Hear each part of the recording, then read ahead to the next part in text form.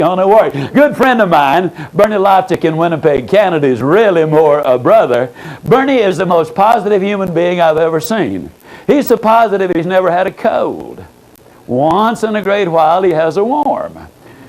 He's so positive he won't even talk about the weekend. He says that's negative. He calls it the strong end. And you might say, now come on, Ziegler, you got to be kidding me. Super good, strong ends, go lights, all of that kind of stuff. Is that necessary? No, you can be mediocre without it. Mediocre? Who does that dude think he's talking to? I'm the president of my own company. Mediocre? I'm worth over $10 million. Mediocre? Why, I have led the nation in sales every year for the last 3 years. Mediocre? I've got 2 PhDs. Well, bully for you. I still say mediocre because success is not measured by what you've done compared to what somebody else has done. You might have 10 times the ability they have. Success, real success, is measured by what you've done with the ability you have compared to what you could have done with the ability you have. This procedure is not designed to help you beat anybody.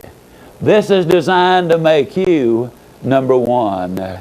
You see, everybody can't be the biggest and the fastest and the strongest and the smartest, but everybody can be number one. And you are number one when you get up every morning and look yourself in the mirror and say, today I'm going to give it my best shot.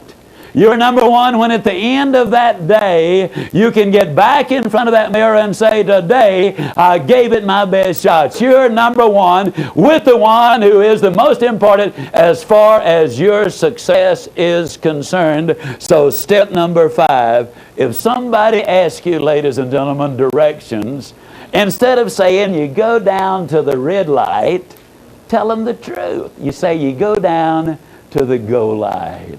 And the minute you say go light, you'll grin just like you walk through a swinging door on somebody else's push. I mean, you'll get excited about it because it will remind you of today. It'll bring you right back in your own mind right here, and your whole pattern of thinking will be lifted. Step number 6, shape up physically. Now, when I talk about shaping up physically, there are about 3 factors involved. Remember, we deal with the physical, we deal with the mental, we deal with the spiritual. The first thing in shaping up physically is you need to get enough sleep. The evidence is overwhelming that when you sleep, that's the only time certain chemicals are reproduced in your brain. And these chemicals are necessary to keep your body in balance. If you do not get enough sleep, the first thing you lose is that incredible energy. The second thing you lose is you lose that alertness that makes a difference. And third, you become more susceptible to becoming addicted to prescription drugs or the illegal drugs. So get enough sleep. What is enough? I don't know, but you do. If you have to fight your way awake every morning, try getting a little extra sleep. If that doesn't work, see your doctor. You might need a physical. Then you need to get on a proper diet and exercise program. There are many good books today that you really need to look into if you're really going to take care of your health. A lot of times, as I've said earlier, I am a jogger. Many times people ask me, when do you have time to jog? But the reality is when you exercise, whether it's a fast walk or bouncing up on down and down on rebounds or riding stationary bicycles or bicycles in the street or swimming, whatever you do, you activate that pituitary gland. It floods the system with endorphins. Your energy level goes up. Your creativity goes up. I run 5 days a week, and I find my energy level is always higher for the next 2 to 5 hours. I don't spend time exercising. I invest time and get a tremendous return. Third thing to do about your physical conditioning, folks, is avoid the poisons. Now, there are some people who get a little uncomfortable when I say this, but I've got to tell you what I know is truth. There's an old saying that you can deny truth, but you cannot avoid it. The day is going to come when it will be there. Every time you light up a cigarette, you have just decided to die 16 minutes earlier than you otherwise would have died. I'm talking about something very serious, folks. 390,000 people a year die as a direct result of smoking. 150,000 die as a direct result of drinking. We do know that every time you take a drink, that it kills certain brain cells. And I don't know how many brain cells you got. Personally, I don't have a single one to spare. I encourage you, do the things that will make you the most functional. I've even had certain people say, well, Zig, I take a drink, it sharpens me up, man. Gives me that little edge. Now, me and you both know you don't really believe that. Let me tell you why I know we both don't believe it. Here's why. If you were faced with major surgery, would you insist that surgeon has a little snort just before he opens you up?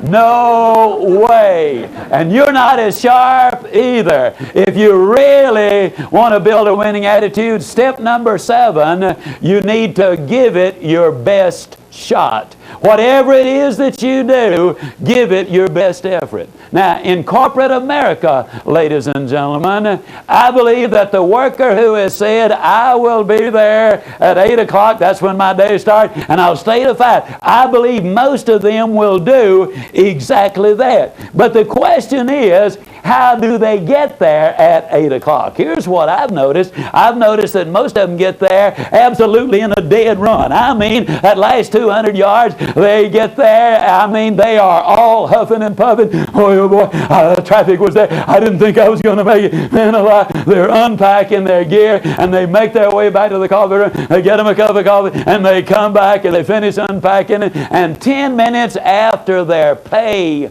starts, then they go to work. Now, if they're supposed to work until 5 o'clock, I believe the American worker is a conscientious, sincere individual, and I believe that if they're supposed to be there at, that particular time and stay there until 5 o'clock, I believe they stay until 5 o'clock. But if you could turn the video cameras on corporate America, all over America at 5 o'clock, here's what you'd see. The workers are in a three-point stance, the bell rings, and boom, like they're shot out of a cannon. What they do then is they get out of there. Now, they talk about the freeways being dangerous today. Let me tell you where the danger is. It's trying to get out of corporate headquarters and out of the parking lot. That's where the danger is. Let me tell you something. You want to get ahead in what you're doing? My friend, let me encourage you. Get there 10 minutes early. Be ready to go at 8 o'clock. That's so important. Stay there until 5 o'clock, and then you pack up at 5 o'clock, and then you leave. Dr. Joyce Brothers says, you cannot consistently perform in a manner which is inconsistent with the way that you see yourself. This will do so many wonderful things for your image because you know you are doing what you're being paid to do. You're accepting responsibility. You're disciplining yourself to do the job properly. And I'll tell you something else. The boss is looking.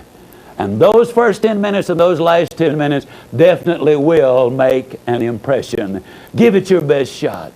When I was a boy down in Yazoo City, Mississippi, I was born in L.A., that's Lower Alabama. But when I was in Yazoo City, Mississippi, I worked in a grocery store.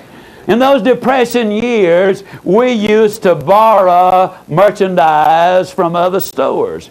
Charlie Scott was the runner from across the street. And Charlie used to come running in our store to borrow food from us. Like if his store ran out of tomatoes, he'd come running over there and say, Mr. Anderson, who owned our store, I need to borrow a half dozen cans of tomatoes. And Mr. Anderson would say, okay, Charlie, you know where they are, go get them. And old Charlie would go off in a mad dash. He'd grab up the half dozen cans of tomatoes. He'd bring them back. He'd plop them down on that counter, He'd scribble his name on the receipt, and he would take off like a scalded duck.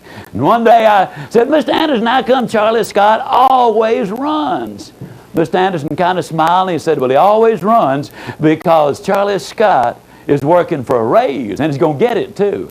I said, Mr. Anderson, how you know Charlie Scott going to get a raise? He said, I know Charlie Scott's going to get a raise because if the man he's working for doesn't give it to him, I am.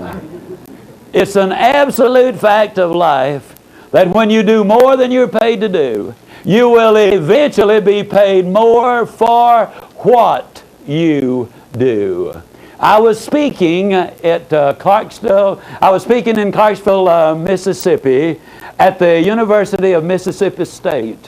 When I finished that seminar, a tall, red-headed gentleman came up to me, and he said, Mr. Ziegler, he said, when have you last seen Charlie Scott? I said, well, I left for the Navy back in 1944. Charlie is 2 years older than I am. He left 2 years before then. I haven't seen him since. He said, you probably wouldn't even know him, would you? And I said, no, I really wouldn't. He said, I didn't think so. He said, I'm Charlie Scott. His friends told me that Charlie Scott had taken the lessons of childhood until they became the instincts of his adult life. At age 50, he retired a very wealthy man. I simply am saying this to say to you, ladies and gentlemen, that it makes no difference where you start. That if you will take these principles that we've been talking about throughout this entire seminar, that they in fact will enable you, by utilizing the principles, by developing the qualities which we have identified, by applying yourself, by giving it your absolute best shot, that you can start from where you are and get the things you want in life. I will remind you yet one more time that failure is an event. It is not a person. I will remind you that regardless of what's happened in the past, the future can absolutely be magnificent. I also will encourage you to spend some of the time of your life with the ones that you love. Our research states beyond any reasonable doubt that if we have balance in our life, we're going to be able to accomplish more of our objectives than if we only have that one financial objective. And again, I'm not putting money down, but there are a lot of other things that go along with it. I close with this. Believe in you. You were created by God in His own image. He loves you. He wants the best for you. Believe in your fellow human beings. Believe in what you're doing. Give it your best shot. Believe in the good old USA. I've been almost all over the world, folks. There's not another land like it. How lucky we are to be here. Take advantage of its opportunities. And finally, had I been on trial for my life, and had you been my judge and my jury, and had you commissioned me to tell you the things that you needed to do to get the most out of your life, with my very life at stake, I would have said to you exactly what I have said. So take these steps, follow these procedures, because if you do, I'll see you. And yes, I really do mean you at the top. Thank you, and God bless you. Thank you so much.